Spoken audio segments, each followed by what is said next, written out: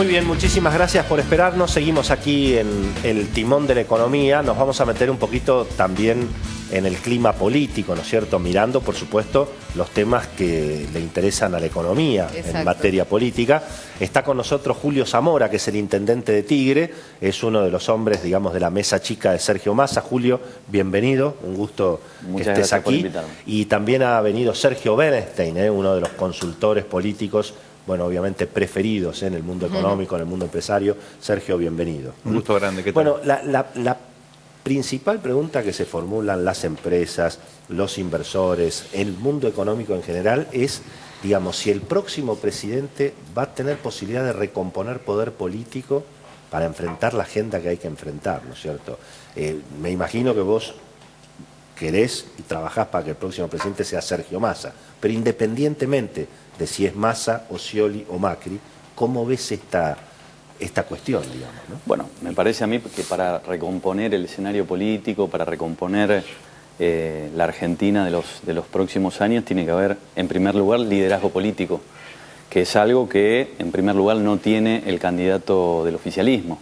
Las declaraciones de Estela de Carlotto, las declaraciones de la Cámpora, en el sentido que el candidato es el proyecto, o que Scioli es meramente una transición hacia la vuelta de Cristina en las próximas elecciones, marcan una falta de liderazgo del candidato del oficialismo.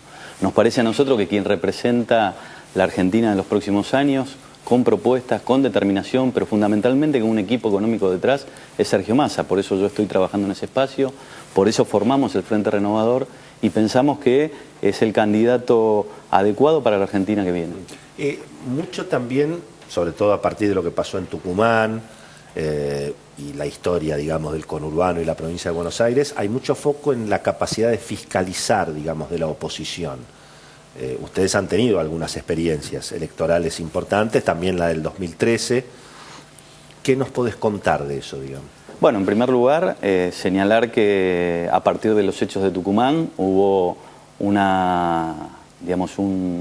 consenso entre todos los partidos políticos de la oposición en, primero, digamos, denunciar ese hecho y, en segundo lugar, trabajar en una fiscalización que esté acorde a las circunstancias y al método caduco de elección que tiene la Argentina en estos momentos. Nosotros hemos planteado desde hace muchos años el voto electrónico, mecanismos nuevos para una elección transparente. Lo que lamentablemente pasa es que tanto en Tucumán como con todos los cambios que se proyectaron y demás, después ya quedó todo en la nada, ¿no? Se va a votar exactamente de la misma manera que se votó siempre. No ha habido ningún cambio, ni por la justicia electoral, ni por... Bueno, hay algunas recomendaciones de la Cámara Electoral que me parece que van en el sentido de asegurar una elección transparente. Nosotros vamos a hacer todo el esfuerzo, por supuesto, en lograr fiscalizar todas las escuelas, en fiscalizar todas las mesas. Tenemos un espacio político que tiene presencia territorial en toda la Argentina y aspiramos a que, digamos, todos los espacios políticos, incluido el oficialismo, trabajen por una elección transparente. Sergio, es la única forma de legitimar el próximo presidente de la Nación. Sí. ¿Por qué se puso de nuevo de moda Massa? ¿O por qué Massa está de nuevo en el candelero, digamos? Obviamente el gobierno dice que Macri está bajando, Macri dice que eso es una operación del gobierno para vaciarlo. Bueno, hay toda una movida alrededor de eso. Pero evidentemente Massa reapareció últimamente, digamos, ¿no? Nunca estuvo afuera. Hubo un intento de los otros dos candidatos, de las otras fuerzas del gobierno, de marginarlo con la hipótesis de una polarización post-paso, ¿no? Y eso era una hipótesis solamente, no, en la práctica no se comprobó. Al contrario, estamos en un escenario de enorme estabilidad en las preferencias electorales. A pesar de todos los ruidos que hay en Argentina a diario, curiosamente, en términos electorales hasta ahora no hay grandes novedades. Y esta historia del voto útil, es decir, de la gente que quiere votar contra el gobierno y elige o a Massa o a Macri, eso tampoco se está dando. No por ahora, pero hay que tener en cuenta, Willy, que la campaña en serio está comenzando recién en estos días. La publicidad por la tele, el momento más intenso del esfuerzo por convencer a los ciudadanos, sobre todo a los más indecisos, o aquellos que pueden eventualmente cambiar el voto. Eso se va a dar en las últimas semanas. O sea que todavía no empezó esto. Hay un poquito de ansiedad, pero Si me permitís un poco una metáfora que recién hacíamos fuera de cámaras, esto es como un partido de básquet, donde en realidad la definición en los últimos 5 minutos. Claro. Y estamos recién comenzando el último cuarto, ¿no? Así que hay que tener un poquito de paciencia. ¿Te imaginas, Sergio, un escenario en el que no sean los últimos 5 minutos, sino que sean los últimos 5 segundos? ¿Te imaginas un escenario en el que sea 40,2, 40,5 y que el conteo final de esos votos se vuelva una situación compleja, o para vos el ganador va a tener como una claridad? Depende mucho, obviamente, de la transparencia del proceso electoral. Coincido que las sugerencias de la Cámara Nacional Electoral son muy prudentes, apuntan precisamente a transparentar el proceso, pero ojalá se parezca más a la del Chaco que a la de Tucumán, la elección. Sí, ¿no? parte Ahora, de eso es que haya un cuarto. Ninguno de los dos, Cecilia, mencionó el impacto de la economía en las elecciones. Esto hubo una tormenta esta semana, bien vencimiento de deuda importante el 3 de octubre. Va a haber una baja de reservas importante. ¿Que un deterioro de la economía puede impactar en la elección o no? Hasta ahora, y quiero enfatizar el hasta ahora, la cuestión económica ha quedado bastante afuera de las preocupaciones de los votantes. Por lejos predomina la cuestión de la inseguridad. Y luego aparecen un conjunto de elementos económicos, para algunos la inflación, para otros el empleo, para otros los salarios, las jubilaciones, que tienen que ver con la economía en su conjunto, pero no es una cuestión dominante. Ahora, es cierto que si tenés mucha volatilidad en el tipo de cambio paralelo, eso puede influir en el segmento de votantes que están ahí viendo qué van a hacer, y también, como veníamos charlando, con que 2 o 3% de los votantes te vuelquen el voto hacia otro lado, te define la elección. Ahora, digamos, en el debate sobre el poder político, ¿qué dice la mesa económica? Porque han trascendido varios de las ideas del equipo de los Scioli, proyectos de económicos. Massa. En general, digamos, todo el mundo, como dice Enrique Seguas, todos te cuentan la vuelta, nadie te cuenta la ida, ¿no es cierto? La ida es cómo se sincera finalmente el tipo de cambio. Ahí, ¿ustedes qué creen? ¿Que van a tener poder político, Macri, Massa o Scioli, para enfrentar eso? La verdad que la agenda no es fácil, las soluciones posiblemente se parezcan todas, y el poder político, el que gana una elección presidencial en Argentina, tiene poder, por lo menos por un buen tiempo. A mí me parece que desde el punto de vista económico hay que tener cuidado con la etapa entre elecciones. O sea, si no hay un ganador y tenemos esta situación de que se gana por 9,8 o por 10,1 y se estira eso, a la economía le va a generar mucho ruido. Y si después hay un balotaje y estás en 50,1, 49,9, o sea, escenarios que hoy no son lejanos a la realidad, podés tener durante bastante tiempo mucho ruido desde la política hacia la economía. Rodrigo, ¿qué es lo que más te preocupa de la política, mirando la agenda económica que hay adelante? No, lo que me preocupa es, partiendo de que la agenda, el qué, es más o menos común en todos los equipos de gobierno, a mí lo que me preocupa es la instrumentación. Claro. Transitar ese camino. Es distinto conocer el camino que transitarlo. Claro. Y yo creo que ahí, digamos, por más poder que tenga el presidente, van a necesitarse resorte de gobernabilidad, va a necesitarse una buena alianza con los sindicatos, porque en la Argentina que viene sabemos que, digamos, la economía va a tener un ajuste, que el consumo probablemente se resienta, y además, que los salarios... si no se sincera ese ajuste, va a haber que mantener el cepo. Y si se mantiene el cepo, la economía va a seguir con dificultades. Déjame decirlo, ¿no? Va a haber tragos amargos, va a estar las subas en las tarifas de los servicios públicos. Entonces, toda una serie de elementos que van a generar ruido y que van a requerir un músculo, digamos, político importante. Martín. Sí, dos cosas.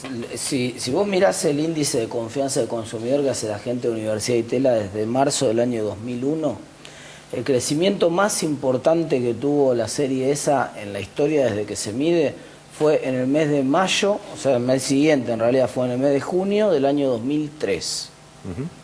La asunción del nuevo presidente genera un efecto entusiasmo que tiene, a mí me gusta mucho la metáfora futbolística acá, ¿no? Es como cuando empieza el campeonato de vuelta, digamos. La gente, los hinchas del club, todos creen que pueden ser campeones de vuelta. Inclusive cuando vos mirás para atrás, yo soy hincha de Gimnasia de Grima de la Plata, siempre lo he bautizado esto el efecto gimnasia, ¿no? Porque vos mirás y si no compramos ningún jugador, se nos fue el mejor arquero que teníamos, el mejor arquero de fútbol argentino. Y sin embargo los hinchas van a la cancha convencidos que está, y vos lo mirás y decís, ¿estás loco? Si no compramos a nadie, no importa, los tipos creen que puede ser, que al principio, entonces la gente tiene un entusiasmo desmedido, yo creo que va a haber un boom de expectativas positivas, y el segundo factor, sobre todo si hay balotaje, y que yo estoy convencido que es muy probable que haya balotaje, es un efecto de sesgo de confirmación de hipótesis, que es otro fenómeno de la psicología cognitiva muy fuerte, por el cual la gente quiere convencerse de que eligió bien. El candidato que gane en un balotaje va a ganar con más de la mitad de los votos. Es suficiente para los dos. Es suficiente con ganar la elección y eso ya directamente te genera poder político, porque el Congreso va a estar muy atomizado. Digamos. Él ganó una elección, así que te la pongo. Claro. No, a ver, me parece que el escenario de esta elección va a ser un escenario en donde va a haber 3 fuerzas políticas divididas en votos, salvo que suceda algún cambio en este último tiempo, en el cual el presidente que surja electo va a tener que tener una actitud de consenso y de diálogo con todos los sectores políticos. Ese es el primer dato. No va a haber un presidente electo por más del 50% de los votos como fue en el año 2011. Y en segundo lugar, quiero señalar que el Frente Renovador tiene un equipo probado en combate. Lo tenemos a Roberto Labaña, a Piñanelli, a Ricardo Delgado, a Martín Redrado. También un equipo que puede demostrar y que pudo demostrar en momentos de crisis de la economía argentina cómo salir de esta situación. También es cierto que ustedes tuvieron a alguien que les hizo el trabajo sucio primero, es decir, acá falta un gran ausente que podríamos invitar uno estos días para conversar, Jorge es el amigo Jorge claro, Remes. Eso es lo que siempre decimos. Claro, bueno, pero eso es lo mismo que vos planteabas. Eso es lo mismo que vos planteabas con la serie, digamos, de la confianza cuando asumió Kirchner. Pero cuando asumió Kirchner en junio del 2000, ya digamos, en 2003, ya estaba la devaluación hecha. Bueno, ese es el gran tema. Willy, el voto te da legitimidad de origen. Sí. Y luego tenés que construir legitimidad de ejercicio. Son 2 juegos distintos. En el segundo tramo es muy importante cómo reacciona el conjunto del sistema político. En particular, y esto es crítico, los gobernadores. El equilibrio nuevo que surja luego de las elecciones está en manos del peronismo tradicional, que puede darle gobernabilidad quien quiera que gane, Scioli, Macri o Massa. Hoy escuchaba a un grupo de analistas políticos que decían en esa conversación decían que es clave que Scioli pueda mostrar que va a ser el presidente del PJ, además del presidente de la Nación, si gana la elección. ¿Coincidís con esa idea? Coincido, pero si no gana Scioli, lo importante es tener en cuenta que las provincias, que están ahora muy marginadas de la mesa del poder, son las accionistas de la Constitución, digamos, son... ¿no? En definitiva, quienes constituyeron el Estado argentino y tienen que tener un rol muy importante. Esto alinea el Congreso y luego hay todo un conjunto que tiene simbólica. Entre esas provincias que estamos mencionando está la bendita provincia de Buenos Aires. Así es. Y la bendita provincia de Buenos Aires puede quedar en manos del cristinismo puro, según dice Aníbal Fernández. Y en primera vuelta, ¿no? Aníbal dice que además va a gobernar con la cámpora. De modo que tenés un... ¿Por qué digo esto? Porque quienes teóricamente están dejando el poder no quieren dejar el poder. Pero ahí hay una dependencia. O sea, acá se está diciendo que digamos que finalmente Scioli con Cristina va a ser como Kirchner con Duhalde, pero me parece que ni Cristina es Duhalde, ni Scioli es Néstor. Ese es el mejor de los mundos, hay una dependencia cruzada. La provincia de Buenos Aires tiene una dependencia económica de la nación y la nación tiene una dependencia política de la provincia de Buenos Aires.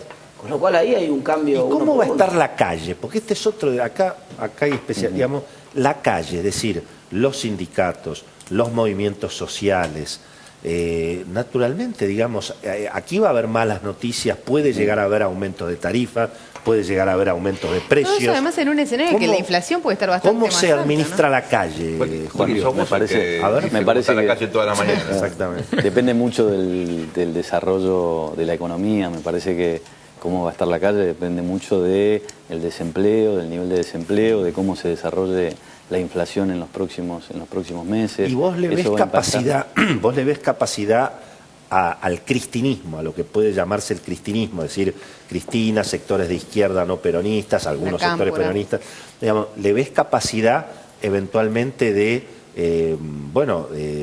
presionar al próximo presidente digamos, obviamente desde la provincia de Buenos Aires con Aníbal, en la calle con los movimientos sociales. ¿Crees que eso es posible? Bueno, me parece que la presión la están haciendo ante Tempus. O sea, estamos viendo declaraciones de dirigentes políticos vinculados al kirchnerismo diciendo que la transición es Daniel nada más y Scioli, nada menos que la de Carlotto, además, ¿no? Que el jefe del proyecto es Cristina.